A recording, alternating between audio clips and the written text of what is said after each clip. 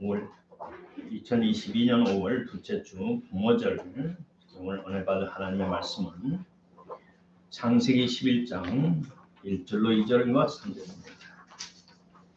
주보에 있죠. 같이 보십시다. 여호와께서 아브라함에게 이르시되 너는 내 본토 친척 아비집을 떠나 내게 지시할 땅으로 가라. 내가 너로 큰 민족을 이루고 내게 복을 주어 내 이름을 창대케 하리니 너는 복에 근원이 될지라. 너를 축복하는 자는 내가 복을 내리고 너를 저주하는 자는 내가 저주하리니 땅의 모든 족속이 너를 인하여 복을 거두시나 하시니라. 그 다음 에베소서 2번 가운데 삭제돼야 되는데 에베소 6장 1절로 3절 시작. 자녀들아 너희 부모를 주 안에서 순종하라. 이것이 옳으니라. 내 아버지와 어머니를 존경하라. 이것이 약속이란 첫째이니 이는 내가 잘하여서 장수하리라. 아멘. 오늘은 본문 말씀을 중심해서 형통의 비결, 만사 형통의 비결은 무엇인가? 라는 말씀으로 은혜를 나누고 합니다. 다시 말해 한 번밖에 없는 우리 인생의 삶에서 어떻게 살면 하나님이 약속하신 축복을 받고 살겠는가 라는 말씀을 두 가지로 압축하여 드립니다. 본문 말씀에 특별히 에베소 6장 1절로 3절의 말씀에 너희 부모를 공경하라. 그러면 내가 잘 되고 땅에서 장수하리라. 잘 된단 말은 만사 형통하다 이런 뜻이에요. 영어 성경 보면 be 형통하다. 근데 우리가 성장하면서 보면 우리의 주위의 친척들 가만히 살펴보면 우리 큰아버지 작은아버지 큰삼촌 작은삼촌 애삼촌 큰삼촌 보면 형통하지 못한 사람이 더 많아요. 또 내가 이 나이에 대해서 우리 친구들 보면 국민학교, 중학교, 고등학교 동창들, 대학교 동창들, 신학대학 동창들 또 내가 50년 동안 수많은 사람을 만났잖아요. 적게 만나는 때는 1대1로도 만나고 많이 만나고 집회할 때는 몇천 명씩 한 번도 만나고. 그럼 우리 주위에서 형통하지 못한 사람이 있어요. 복을 받지 못한 사람.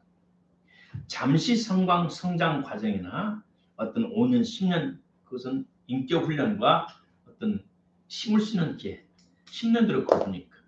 그리고 어려운 고난을 지나면 언제부턴가는 복을 받아야 돼요. 이것이 하나님의 공유, 하나님의 뜻이에요. 근데 일생 동안 편한 날이 없어 항상. 이건 뭔가 크게 잘못됐어요.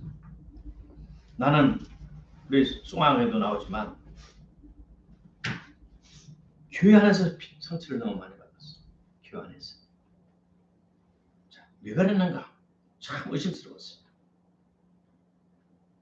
자, 첫째, 아브라함은 자 예수님의 선조이다.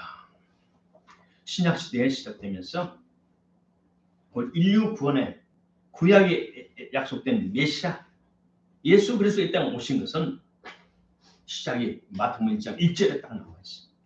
신약과 구약의 차이는 400년간의 시간 차이가 있고 기록이 없어요. 그게 마태복음 1장 1절에 말하기를 아브라함과 다윗의 자손 예수 그리스도의 세계라. 아브라함은 하나님께서 75이나 됐는데 자식이 없었어요. 근데 하나님 어느 날 나타나셔서 돛달에 싸라. 그럼 내 식구들 막 내가 지시할 땅으로 가라. 어디 딱 정해주지 않고 돛달에 싸면 가르쳐주겠다. 돛달에 싸면 인도해주겠다. 막막하잖아요. 근데 그 하나님을 믿고 출발했어요. 그 하나님 뭘 믿었어요? 하나님이 나를 망하게 하지 않는다. 시작. 하나님은 나를 망하게 하지 않는다. 그걸 믿고 돛달을 싸서 고향 산천을 떠났어요. 지금도 이사 다니려면 힘들어요. 하물며 며칠 년 전에 무법천지인 세상에서 그러니까 조카를 데리고 왔어. 젊은 조카. 네가 나의 보디가드였다. 눈에 보이는 보디가드. 그래서 하나님께서 말씀하시기를 너를 축복하는 자는 내가 축복하고 너를 저주하는 내가 저주할 것이고 너는 만민의 복의 근원이 될 것이다. 이 아브라함이 후손이 예수님이에요. 예수님의 생애 과정은 그렇죠. 간단히 말씀드리면 처녀인 마리아를 통해서 왔고, 빌라도 그 당시 총독이 유태인의 왕이 출생했다는 게 잡아 죽인다고 헤롯이 난리를 쳤고, 그리고 도망갔고, 애굽으로 도망갔고, 헤롯이 죽었다는 게 다시 올라왔고, 그리고 시골에서 살았고, 30살이 되니까, 하나님의 때가 되니까 이제는 예루살렘으로 올라왔어요. 와서 요단강에서 침례와 세례를 받았어요. 세례 받을 때 성령이었어요. 그리고 성령 인도에서 광야에서 40일 동안 금식하게 됐죠. 우리가 잘 알면 금식할 때 사탄이 3번이나 유혹했어요. 그걸 이겼어요. 하나님의 권능으로 돌아와서 수많은 귀신 들린 자 병자들 다 고쳐주셨어요. 그러다 많은 사람들이 따랐어요. 그 중에서 12사람을 많은 사람들이 골라서 사도라 부르시고 같이 생활하면서 그들이 가르쳐 주셨어요. 우리가 쓰면 가는마다 선한 일, 착한 일, 지금까지 종교 지도자들이, 유태인은 종교자들이 하지 못했던 일을 선행을 베풀어줬어요. 근데 시기 줄 때 가득 찬 그 당시 종교 지도자들과 제사장들이 예수님을 죽이게 돼요. 예수님을 죽일 때 바라바를 내놓고 예수를 십자가 못 박아라 소리쳤어요. 그러니까 빌라도가 시기 질투로 예수를 잡아주는 줄 알고 저 죄값을 어떻게 해? 우리가 당하겠습니다. 그럼 나는 이 죄값은 상관없다. 세술 때와 물을 갖다가 그들 앞에 손을 쳐. 나는 이 문제는 상관없다. 예. 우리와 우리 자손이 그 죄값을 받겠습니다. 그럼 그렇게 하라. 사형 십자가 매달아. 세월을 흘렀습니다. 죽었던 예수님은 부활하셨고 40일 동안 나타나셨고 제자들과 같이 함께 하셨고, 그 다음 예수님은 떠나가시면서 예루살렘 떠나지 말라. 하늘로부터 능력 입힐 때까지 있어라. 예수님은 하늘 올라가셨어요. 제자들이 순종해서 마가다락방에서 120명의 제자들이 같이 합심해서 기도할 때 하늘로부터 성령의 불이 떨어졌어요. 성령의 불이 떨어지니까 그 갈릴리 촌사람들이, 어부사람들이 16가 나라의 지방 말을 방을 하고 있어요. 그 깜짝 놀래가지고, 야, 저것들 뭐 얼굴이 빨개 이상한 소리를 해. 지방 방언이 알면서도 이상한 소리를 해. 술 취했어. 베드로가 자리를 발딱 차고 일어났어요. 이 사람들아, 아침 9시부터 술을 취한 사람은 어디 가냐?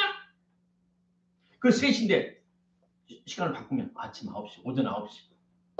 대강 술은 오후, 보통 점심에 먹고 일 끝나면 오후에 3시, 4시, 5시에 먹지. 아침 9시 일할 시간에 맑은 데서 누가 술을 먹느냐? 술 먹을 시간이다. 이것은 구약의 요엘 선지자가 애어났던 그것이 지금 우리에게 임한 것이다. 하나님의 영이 임한 것이다. 너희가 십자가에 못 박아 죽인 예수, 이스라엘 사람들아 들으라. 하나님께서 나사렛 예수로 큰 권능과 기사와 표적을 너희 가운데 베푸사 너희 앞에서 그를 중하셨다. 그가 하나님의 정하신 뜻과 미리 아신 대로 내가 준 바 내가 십자가에 죽었거늘 내가 준 바 아니요 너희가 버우는 자들의 손을 빌려 못 박아 죽였으나 하나님께서 예수님은 사망의 고통을 풀어 살리셨으니 그는 그가 죽음에 매실 수 없습니다.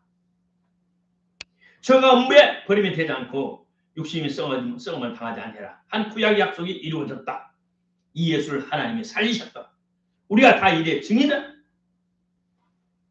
그러즉 이스라엘 온 집이 청량할지니 너희가 십자가에 못 박은 이 예수를 하나님이 주와 그리스도의 되게 하셨느니라.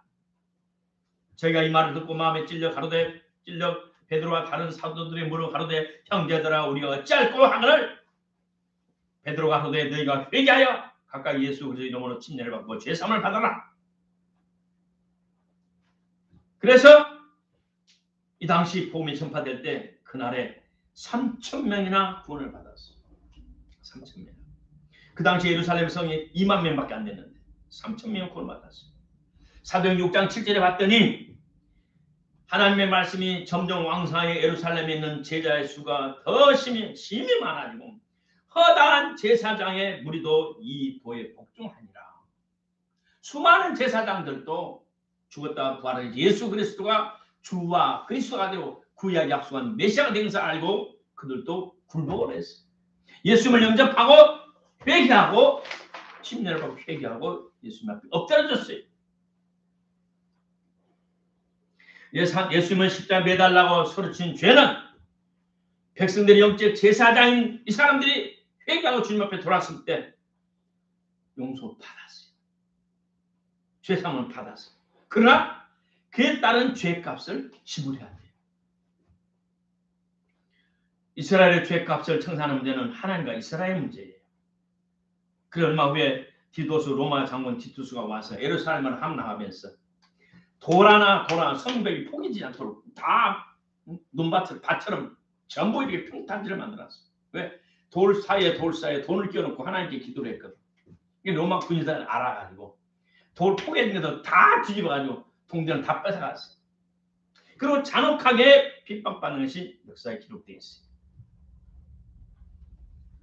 자, 오늘 말씀드린 것은 다른 교회에서 설교하지 않는 내용이고 가르치지 않는 내용이에요.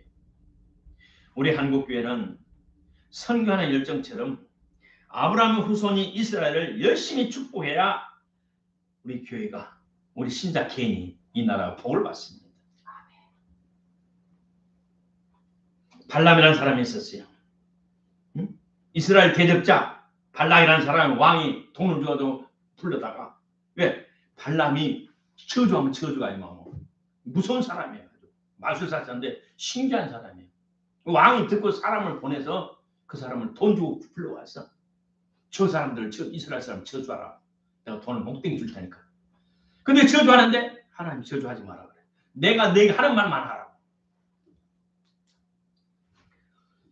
발람은 자기가 이스라엘을 축복하는 것이 하나님을 기쁘시게 하였음을 알고, 민수기 24장 1절에 그랬어요. 마술사가 이스라엘 축복했어. 하나님 하라니까. 저주하면 축복하라. 하나님이 기뻐하셨어. 시편 122편 6절 7절에 예루살렘을 위하여 평안을 구하라. 예루살렘을 사랑하는 자는 형통하리로다. 예루살렘이 뭐죠? 이스라엘의 수도잖아요. 사랑하는 자는 형통하리로다. 이스라엘은 영원히 저주를 받아 마땅하고 교회는 축복을 받아야 당연하다는 비성경적인 가르침이 초대교부터 생겼어요. 요한 3서 1장 9절에 내가 두어 자를 그에게 썼으나 저희 중에 어떤 되기를 좋아하는 디오트레 배 이방인 신자가 우리를 접대하지 아니하니 이러므로 내가 가면 그 행한 일 있지 아니하고 저가 악한 말로 우리를 망령되이 평론을 하고도 유익 부족하여 형제들을 접대치도 아니하고 접대하고자 하는 자를 금하여 교회에서 내어 쫓았도다. 예수를 십자가에 못 박은 이 죄값은 유태인 후손들이 짊어졌다 하니까 이들이 짊어져라. 그러면서 이방인 신자들이 교회에 들어와가지고 유태인들을 몰아내고 지들이 주도권을 잡고 하나님의 백성을 핍박을 시작했어요. 이 사상은 1세기부터 시작됐어요. 이방인 신자들이 모인 교회가 유태인들을 대신한다고 말하고 모든 저주는 유태인에게 하고 모든 축복은 교회에 들어왔다. 그런 잘못된 비성경적인 가르침이 초대교회부터 시작돼가지고 그것이 대를 이어서 우리 교회에 흘러갔어요. 이러한 가르침은 AD 150년경에 저스틴 마테에 의해 퍼져나갔고 그 이후 이레네우스, 오리겐, 어거스틴, 성의의 어거스틴 받아들여 더 확대 발전했고 점점 구약을 비교로 해석하면서 수많은 성경 구절의 명백한 의미를 감춰버리고 덮어버리고 AD 400년부터는 성경 교사와 주석가, 번역가들 이들도 이스라엘을 교회로 똑같은 말을 했어요. 모든 축복은 교회에 적용하고 모든 저는 이스라엘에 넘겨줬어요. 적용했어요. 수세기 동안 이스라엘 정체성에 대하여 숱한 오해와 무지와 왜곡이 교회 안으로 들어왔어요. 이것은 성경적이 아닌데도 비성경적인 가르침이 교회를 딱 잡아놨어요. 그래서 교회 안에 하나님의 축복이 사라지고 점점 하나님이 원하는 그 축복이 다 교회에 흘러오지 못하고 교회는 분열이 되고 서로 물고 뜯어 같이 멸망이 되고 지금은 교회는 동서사본을 봐도 유럽인을 봐도 독일을 봐도 영국을 봐도 미국을 봐도 한국을 봐도 쇠락하고 있어요. 하나님의 나라가 일 수밖에 없는 거예요. 나는 고등학교 때부터 목회하면서 살아오면서 진짜 하나님의 종들이 저럴까? 얼마나 상처를 받은지 몰라. 내가 만약 예수를 만나지 않았더라면 나는 교회를 핍박자였을 거예요. 만나지 않았더라면 나는 신천지 같은 이단을 만들었을 거예요.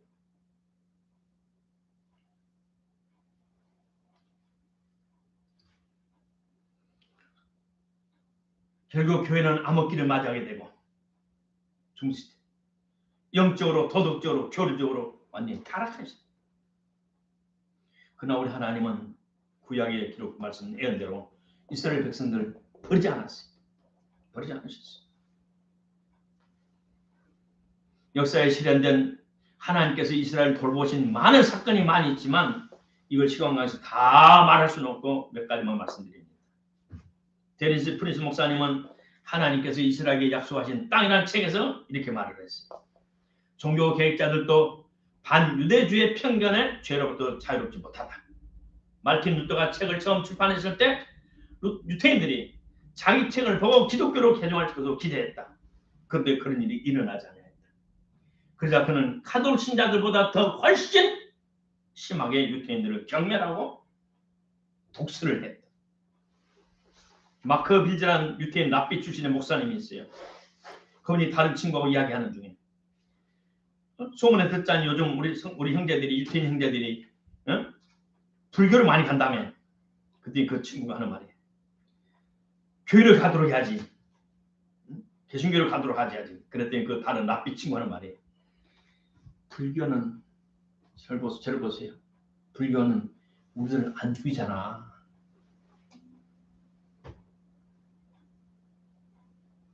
개신교회들은 유태인들을 죽인 데 앞장서고 죽였지만 불교도들은 우리를 안 죽이잖아.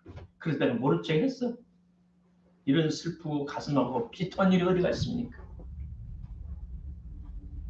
말틴 루터가 유태인들을 공격한 내용 본 사람은 금식책을 본 사람은 좀 그 내용 일부가 나와 있어요. 수많은 말이 있고 그 중에 간단한 거 하나 소개합니다. 유태인들은 가장 가혹한 벌을 받아야 된다. 종교개혁자 그 유명한 말틴 루터가 하는 말입니다. 그들을 회당은 무너지게 하고 집은 없애버리고 집시처럼 떠돌아다녀 천막에서 살게 한다. 그들의 탈무드를 중요한 모든 종교서는 압수해야 되고 랍비들 율법을 못 가르치도록 금지해야 된다. 유태인들은 전문직에 종사하지 못하게 하고 가장 힘들고 갇힌 노동 그만 하도록 한다. 부유한 돈 있는 유태인처는 다 몰수해봐야 된다. 만약 이런 조치가 성공하지 못한다면 크리스찬 군주들 개신교 크리스찬 지방 영주들 미친 개를 쫓으니 그 땅에서 쫓아내라. 이것이 책에 나와 있어요. 우리나라도 1980년도 나와 있어요. 그로부터 수세기가 지난 후에 나치 히틀러가 독일에서 권력을 잡았을 때 그들이 유태인을 핍박하고 준 이유가 뭐냐? 말틴 루터의 저서를 기초로 그것을 기본 원리로 해가지고 많은 사람을 죽였어요. 이러한 역사에 대한 책임은 우리 기독교 교회가 감당해야 돼요. 교회가 그거를 씨를 뿌렸고 나중에 히틀러는 그 씨 뿌린 것을 수확을 했어요. 자, 하나님께서 이스라엘을 돌보신 역사가 있어요. 전체 1947년에 유엔 총회에서 팔레스타인을 두 개로 나눠서 일부를 이스라엘 주자. 큰 나라들이 그러니까 또 전 세계 연합회 유엔에서 그러니까 어떻게 할 방법이 없어. 1948년 5월 14일 이제는 65만 명밖에 안 되는 이스라엘의 독립선포를 준비하고 있었어요. 그러자 그를 둘러싸는 25개 아랍 연맹의 중동 무슬림들이 연맹해가지고 500만의 군대를 모집해가지고 최신 무기로 무장한 그 사람들이 이스라엘 사람들은 소총밖에 없어서 조그마한 총 사냥하는 총밖에 없었어요. 65만 명밖에 안 돼요. 정부 조직도 안 돼 있고 군대 조직도 하나도 없는 상태인데 500만 명이 각종 피해 현대인들을 하룻밤에 싹 실어서 죽여버리겠다라고 선포하고 그렇게 전부터 포기했어요. 생필물도 없고 물도 단절되고 아무도 아사시제는 그것을 쳐들어갔어요. 그때 데리 프린스 목사는 그 땅에 있었어요. 그리고 자기 살던 집은 이스라엘 유태인들이 지는 초소가 돼가지고 2주 동안에 총알이 600발이 창에 닿았고 지하실에서 숨어 살았고 하나님께서 지키신 줄 보셨어요. 부부간에 기도하는데 하나님께서 사모님을 마음에 감동해서 하나님이여 저 아랍 사람들을 마비시켜 주십시오. 빙동 동태처럼 땅에 굳어버리게 하옵소서 라고 기도했어요. 그리고 얼마 후에 잠깐 휴전한 상태가 됐어요. 휴전하고 있는데 그게 초소가 있고 그 기관총을 놓고 유태인들이 있는 장소에 그 유태인들 구인들이 하는 말이 야 우리가 갔을 때 한 병사 말을 도저히 이해할 수가 없어. 저놈들이 우리보다 10배 이상 많고 무장도 잘 돼 있는데 우리가 들어갈 때 그들은 다 마비되어 있었어. 마네킹처럼 다 굳어 있었어. 동태처럼. 희한해. 그들이 하는 말을 옆에서 데리 프린스 목사님 부부가 들었어. 그 사모님 기도한 대로 하나님께서 아랍 부인들을 전부 동태를 만들었어. 둘째로 런던에서 이제는 이스라엘을 건국한 이스라엘을 보고 그 다음에 이제는 런던에 와가지고 목회를 했어요. 오순절교를 개척할 텐데 어떤 소식이 들어왔어. 스탈린이 소련에 사는 유태인들 다 잡아 죽인대. 깜짝 놀라가지고 유태인에 대한 관심 있는 친구 목사 런던 안에 시내 목사한테 연락을 해가지고 어느 날 모여서 기도를 해요. 근데 기도하는데 특별히 하루 금식하고 기도하는데 뭐 특별히 나타난 것이 없었어. 성령이 불이 뜨는 것도 아니고 어떤 사람이 일어나서 애어날 것이고 걱정 마라 내가 함께 하리라. 내가 스탈린을 죽이리라. 다른 희한한 역사도 없었어. 그리고 2주 만에 건강한 스탈린이 73세로 쓰러졌어. 그 의사는 살린다고 총동원을 다했지만 결국 죽었어요. 1953년 3월 5일에 스탈린이 죽었어요. 역사가 수레바퀴에 팍 빠졌어.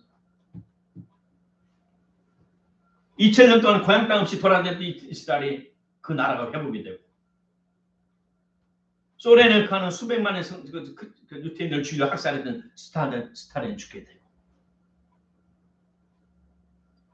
하나님이 눈동자처럼 지키시고 보호하고 축복한 그 이스라엘을 오늘 우리는 한국교회는 개신교회는 수많은 세월 동안 이들을 무시했어요. 박해하는데 앞장섰어요. 불교도들 우리 안 죽이잖아. 세상에 내가 지금 보면서 얼마나 깜짝 놀라서 충격을 받았는지. 그러니 우리 개신교 어떻게 복을 받습니까? 나는 2003년도에 일본 중국에서 기도하는데 하나님께서 나한테 새벽에 기도하는데 이스라엘을 축복하라. 네? 예, 알았습니다. 그래서 모든 순서 제목을 싹 바꿔가지고 제일 이쁜 이스라엘을 축복하라. 그래서 내가 중국에서 들고 다니는 성경이 있어요. 중국어 성경책. 프린트해서 앞뒤에 붙여가지고 모든 전도사들 주고 성도들 다 나눠서 성경에 붙여라. 기도할 때마다 이스라엘 축복하라. 우리 집에 책이 있어요. 내가 이 카메라를 여기다 찍어왔어요. 왜 우리의 믿음의 조상인 아브라함, 그 후손인 유태인, 구약의 모든 제사장, 선지자, 율법사람들 모두 이스라엘 유태인입니다. 우리 예수님도 유태인이에요. 유태인에게서부터 우리에게 구원이 왔어요. 감사하고 그들을 축복해야 되지. 왜 우리가 비성경적인 사탄의 농락, 유혹 인물에 대해서 유태인들을 왜 죽이는 데 앞장섰는지.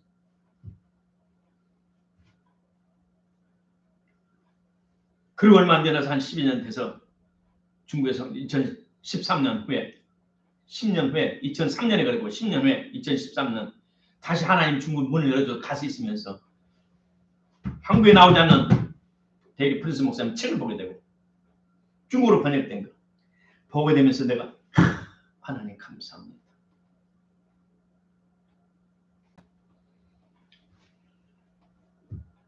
그러므로 믿음으로 말미암는 구원받은 사람은 신자들은 믿음이 있는 아브라함과 함께 복을 받느니라.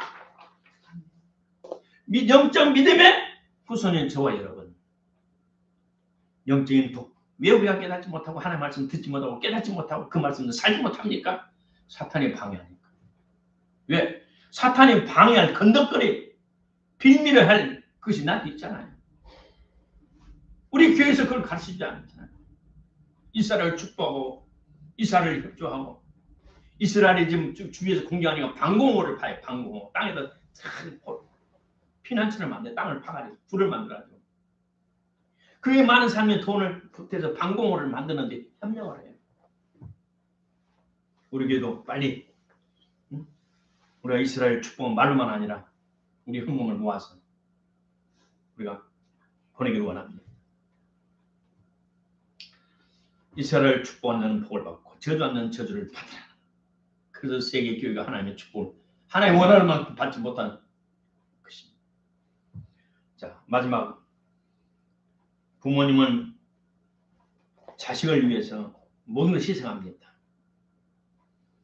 자식이 잘못되면 부모님은 가슴을 치면서 내 자신이 죄를 진 것처럼 하나님께 회개합니다. 욥기에서 보면 욥이 큰 축복을 받았어요. 근데 자식들이 생일에 대해서 잔치를 하다가 혹시 실수하여 하나님 앞에 죄를 졌을까봐 잔칫날이 지나면 욥이 그들을 불러다가 성결케 하되 그들의 자식들의 명수대로 하나님 앞에 제사를 드렸어요. 하나님 내 자식들이 술 먹다가 혹시 말에 실수하고 무엇에 잘못해서 하나님께 죄를 짓으면 용서해 주옵소서. 아버지가 자식들 대놓고 같이 하나님께 사죄의 제사를 드렸어요.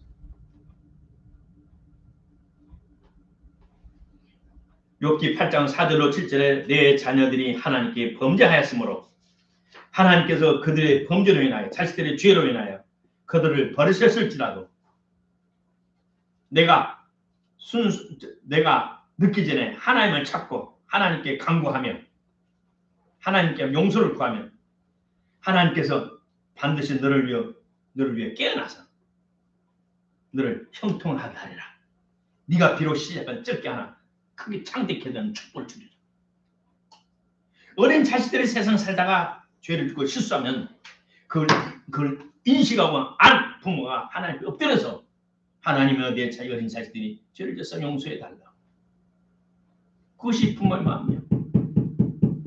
어떤 때는 소를 바쳐야 되고 양을 바쳐야 되고 그 죄의 경륜에 따라서 어쨌든 부모는 자식들이 잘되고 복받기를 원하는 것이 하나님의 마음, 하나님께 받은 마음이 부모의 마음. 이러한 부모님께 효담은 형통합니다. 복을 받습니다. 따라서 합시다. 부모님께 효대하면 형통하고 병이 들지 않고 건강하고 장수합니다. 할렐루야. 우리가 다 원하는 거예요. 나도 주위에서 수많은 사람 만나고 살아오잖아요. 목사란 이 성직은 사람을 관리하고 사람의 영혼을 잘되고 복되게 하는 것이 전문이잖아요. 그죠? 그래서 수많은 사람 만나요.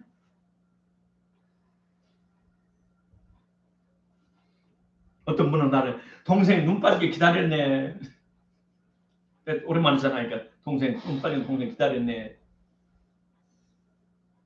어떤 사람은 내가 전화를 하기 싫은 사람도 있어요.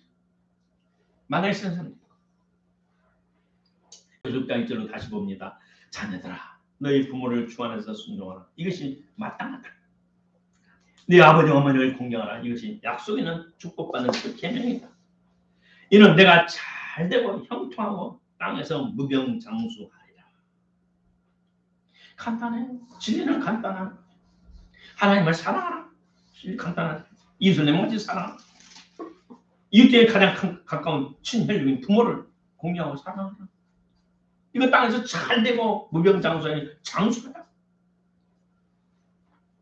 우리 예수님도 어렸을 때 누가복음 2장 55절에 보니까 예수님께서 한 가지로 갈릴리 가사 나사렛에 가사 부모님께 순종하여 잘 받드셔라. 어렸을 때 그랬고 예수님이 십자가에 매달려 돌아가실 때 마지막 십자가에서 운명하시기 전에 밑에 있는 제자들을 보고 그 가장 사랑했던 가장 젊었던 요한을 보고 말하기를 어머니 보소서 당신의 아들입니다. 그 제자에게 말하기를 내 어머니다. 그날부터 그 제자가 그 어머니 예수님의 어머니 마리아를 자기 모셨어요. 우리 예수님은 마지막 십자가 운명하기 때까지 마지막 운명할 직전까지 늙으신 어머니를 챙겼어요. 가장 사랑할 마음 믿음하는 요한에게 네 어머니다. 어머니 당신의 아들입니다. 나를 대신할 겁니다. 그럼 우리가 구체적으로 우리가 부모님께 어떻게 효도할까? 첫째, 부모님을 멸시하지 말아야 됩니다. 시작. 부모님을 멸시하지 말라. 근데 어떤 아들이 서울에서 좀 자를 잡았어. 근데 어머니가 올라와. 어머니 올라와서 사무실 찾아오니까 직원이 누구 왔다고 하니까 어머니 봐라. 일꾼이구만 그랬어. 일꾼이구만. 쓰레기 청소하는 사람이구만. 내보내. 그 사장들 앞에 직원들 앞에 엄마라고 할 수 없었어. 이런 부러운 자식. 난 여기 들통이 났어. 꼬리가 길 수 없어. 회사가 파산했어. 아무도 안 도와줬어. 우리 어머니는 우리 부모님은 우리보다 더 험한 사회 환경에서 살았어요. 그죠? 유교를 겪었잖아요. 도리꼬리를 겪었잖아요. 교육의 기회가 없었잖아요. 가끔 내가 네 학과를 끊는 노인들 보면 가슴이 아파. 그 노인들이 뭐예요? 그러고 자식들 용돈 주고 월세 내주고 또 차값도 내주고 차 월급값도 내주고 지 자식은 방편 치마도 살고 늙으신 부모는 네 학과 끌고 다니면서 쓰레기 줍고 폐품 종이 들고 부모님을 멸시하고 어떻게 복을 받습니까? 둘째, 따라하십시오. 부모님 말씀을 귀담아 듣습니다. 마음에 새긴다 이 말입니다. 마음에 새겨. 일이 듣거리 나간 것이 아니고 부모님 하는 말씀은 마음에 새겨. 그리고 순종. 셋째, 부모님께 항상 감사해야 돼요. 시작. 부모님께 항상 감사하자. 진자리 마른 자리 골라가면서 우리를 키우신 그 어머니. 나도 부모가 되어서 살아보니까 자식 키우는 일이 보통 고생이 아니야. 너도 커서 새끼 낳고 커봐라. 새끼 낳고 키워봐라. 부모들이 하는 말이 말 안 듣는 자식들한테 하는 말이래. 너도 새끼 낳고 키워봐라. 얼마나 고생되는지. 근데 네 은혜 그 감사하지 뭐 은혜를 모르고 내 못 배웠다 무시하고 고마워 생각하지 못하고 속으로는 너 어떻게 그래서 복을 받을래? 옆에서 말하면 내가 겉을 낳지 속을 낳았어. 껍데기 육체만 낳지 그 마음을 내가 안 낳았어. 그렇게 부모들이 하는 말 그 말이야. 중요한 거. 시작. 부모님을 좋은 면을 찬양하다. 우리 기억에는 항상 가슴에 쓴뿌리만 마음에 상처만 남겠죠. 이 인간이야. 그걸 제거해야 돼. 우리 예수 믿는 사람. 우리 어머니가 이 험한 세상 살면서 얼마나 힘들었나 그랬을까. 항상 그런 거 아니잖아요. 1년 동안 잘 좋았는데 어느 날 갑자기 아빠가 자기 감정 컨트롤 못해가지고 폭발할 때가 있어요. 이 철이 나서 커보면 커가면 알아요. 이 세상 살기 이렇게 힘들구나. 그걸 싹 잊어버려. 그리고 엄마 아빠의 좋은 점만 봐라. 그리고 분위기가 어떻게 되면 아빠 저번에 이거 참 멋있었어. 슬그머니 한마디 하면 우리 아빠 엄마는 쫙 입이 찢어져. 황홀해. 야 우리 새끼가 무심한 줄 알았더니 나 좋은 것도 기억하고 야 나를 칭찬하네. 아버지는 하늘을 날아갔던 기분이에요.